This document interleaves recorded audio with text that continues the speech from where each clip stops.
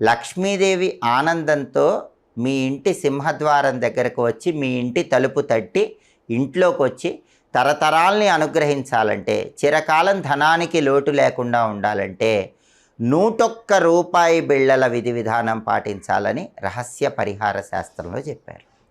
ఈ 101 రూపాయి బిళ్ళల విధి విధానం ఏంటంటే, ఎప్పుడైనా శుక్రవారం రోజు మీ ఇంట్లో పూజా మందిరంలో లక్ష్మీదేవి చిత్రపటం ముందు ఒక రాగి పళ్ళెం కానీ ఇత్తడి పళ్ళెం కానీ పెద్దది ఉంచి దానిలో 101 రూపాయి బిళ్ళలు ఉంచండి. ఆ 101 రూపాయి బిళ్ళల మీద ఒక మట్టి ప్రమిదలో ఇంకొక మట్టి ప్రమిద ఉంచి ఆవు నెయ్యి కానీ నువ్వుల నూనె కానీ పోసి 3 ఒత్తులు వేసి దీపాన్ని వెలిగించండి. అలా దీపం వెలిగించిన తర్వాత లక్ష్మీదేవికి పరమాన్నం కానీ కట్టె పొంగలి కానీ నైవేద్యంగా సమర్పించండి.